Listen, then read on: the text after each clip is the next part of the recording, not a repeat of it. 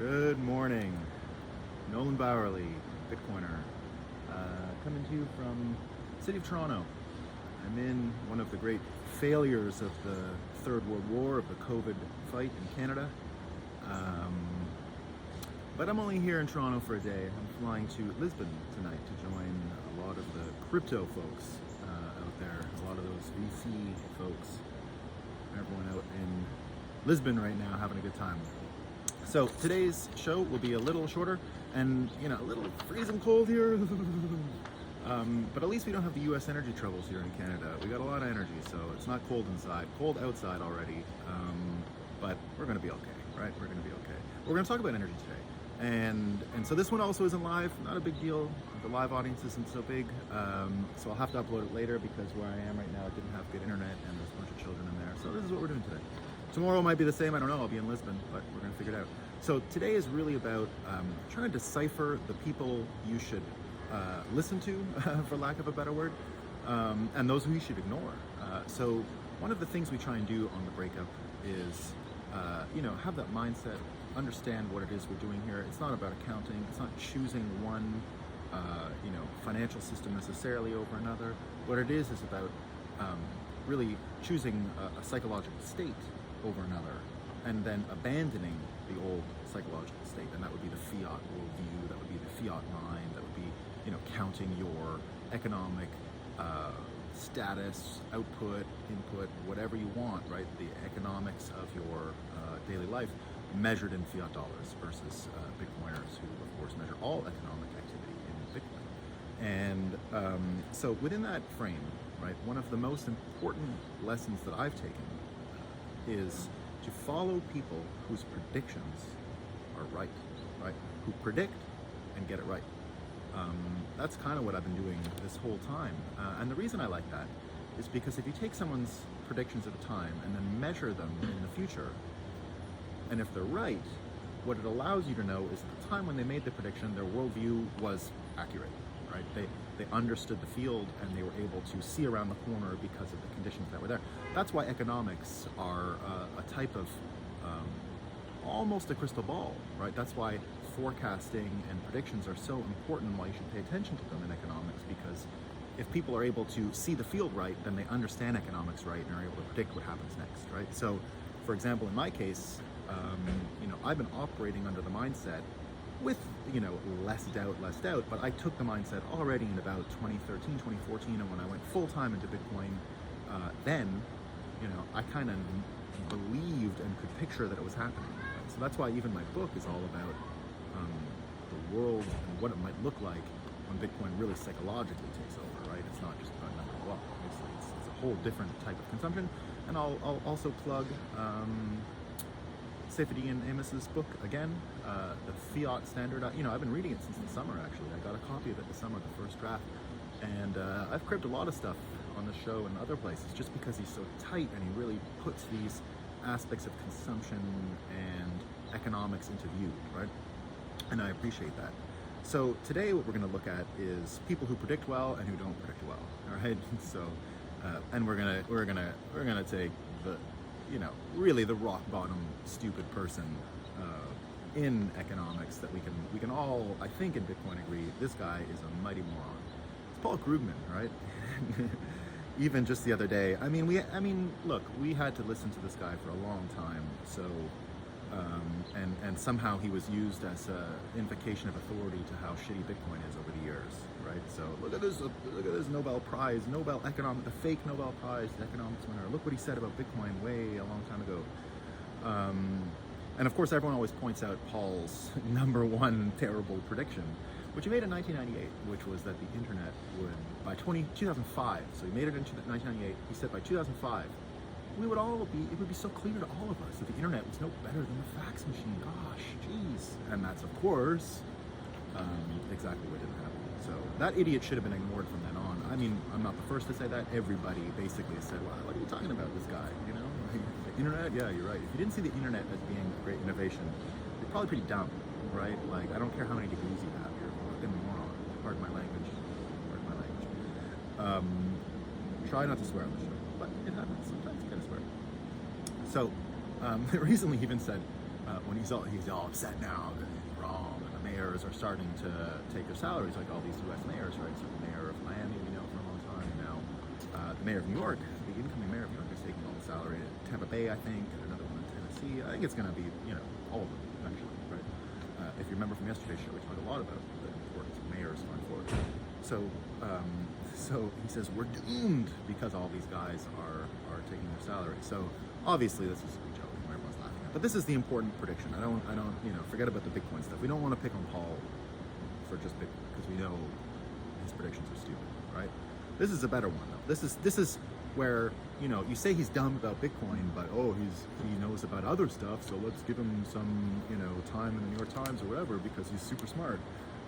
Well, here again, we see that the same stupidity he has towards Bitcoin, he's not holding back. He's sharing it with pretty much everything he sees, right? So this one now, he's defending Joe Biden and all the energy stuff, right? Joe Biden can't stop the prices of oil, right? It's not up to him, he's powerless. So it turns out, if that's true, then why is Biden even asking OPEC to, that's a type of soft power, right? He's not powerless. Okay, I understand. He thinks it's about domestic production and all that. But the U.S. is still the number one oil producer in the world. So to say that the person who's the number one oil producer in the world is the president of that country is powerless is, again, Paul, keep counting those dollars, Paul. So his latest prediction is that, there's nothing Biden can do, and oil and gas is it's going to be this problem, right? There's nothing you can do. Now, Michael Schellenberger, who, if you're not following Michael Schellenberger, everyone should follow Michael Schellenberger. He's written a couple books. He's got a new one out called San Francisco, all about San Francisco, obviously. And he's got another one called Apocalypse Never, which is really about nuclear energy. He's done a lot to promote nuclear energy, the psychology of nuclear energy, not necessarily, everything. He testified in Congress a little while ago and was really effective. So Schellenberger disagrees with Paul Krugman, and he says, look, Biden froze oil and gas production. Ooh, pardon me, that was a little battery snafu. Biden froze oil and gas production, of course, right? So that's something that he could do. Biden himself doesn't agree with Paul Krugman. He says there's something they can do about it. And of course, Michael Schellenberger predicts that the more, it's almost a good thing for Michael Schellenberger in a sense, other than the people who are going to go poor and starve and all the other economic production that's going to suffer as a result. But what Schellenberger does believe is that, get it back. So we were talking about Michael Schellenberger and his predictions. So Michael Schellenberger, of course, now I don't know the answer to, I'm not going to mind read Michael Schellenberger, but other than, the short-term distress you're going to get from high energy prices, he's in it for oil and gas, not necessarily to be the leading aspect of our energy matrix going forward, but nuclear. Now, let's go back to the prediction stuff and talk about Peter Brandt for a second, right? So we got Paul Krugman, and this is what this lesson, I think is about. Who to look to. Trust is not the right word, but whose opinion should you care about, right? And it's the predictors, right? The people who predict well. And in the case of Paul Krugman, let's contrast him with a laser eye guy, right? He was laser eyes for a bit. He's got a bit of a problem with Bitcoiners as a person, but it's Peter Brandt, right? So Peter Brandt is a trader, right? A commodities trader, a technical analyst. He's been around for a long time in the industry. He's one of the first sort of, pro-level folks that came into the industry and really, as part of my own predictive thesis, which is that when I saw these, good at their own industry people from Wall Street come into Bitcoin, that's what sort of convinced me in the early days that it was real, in the sense that these people understood risk, understood how to trade, understood what was going on, jumped in 2 feet first, right? Because they thought this was all great. The helicopter. So Peter Brandt said that the Biden administration has declared war on natural gas. And he used 2 charts and he made a prediction. So we're going to mention that prediction here because we like to look at predictions. He predicted natural gas is going to break its, nearly 20-year cycle of steady prices. Not quite 20 years, but 15, of pretty steady prices. Now they're through the roof, right? And he predicts the same with live cattle because of the amount of energy that's required to farm cattle, obviously. So his belief that those two things are going to fly off the charts as a commodities trader, right? So these are things he's looking at every day, and these are things he's trading in. So his prediction is disaster, right? Disaster for the administration and the policy choices, and that Paul effectively doesn't know what he's talking about, right? So the president is capable, certainly capable of provoking this thing, and therefore capable of getting out of the way. So within all this context, right, go back to Peter Brandt and mention Schellenberger again, another person you should follow because of the predictions. And here are the predictions. So when he talks about nuclear taking over, right, he's made a prediction that all these countries are going to start doing it, and we see it, right? $440 billion in China now for reactors. France has adopted a policy that small portable nuclear reactors are going to scale, and there's going to be a ton of them. Japan's restarting 30 nuclear reactors. The UK has made its carbon zero plan completely based on nuclear energy. So here's my prediction, right? Here's my prediction. Why you should follow me. And it is that, I've been predicting for a long time that Bitcoin is actually going to lead in the nuclear energy renaissance. And Bitcoin miners are shortly going to be buying their own reactors. And consequently, forget about what this means for a new participant in the market and what that can do for prices and all that stuff. My prediction is even more fun.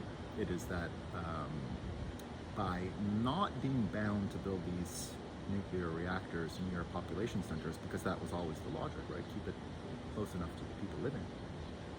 You could start exploring different parts of the world to establish these energy sources, or poles or nodes or whatever we call them. And the North is particularly, the Arctic is particularly attractive. When you think of oil and gas exploitation in both Saudi Arabia and Texas, one of the things that made it supremely possible to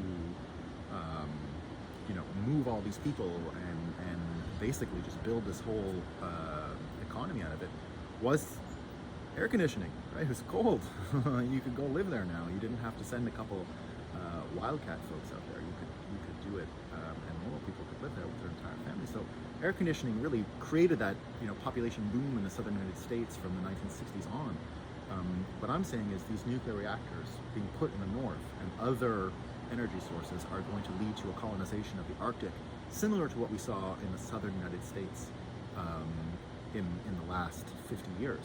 So that's the prediction, and that's what you can read in my book, Satoshi Wedding Murders. You're going to see Arctic towns with lava, magma flow, mining, all kinds of stuff. So the book is coming out in bits and pieces. It's all written, but I'm trying to get interest in it up, so putting it out bit by bit.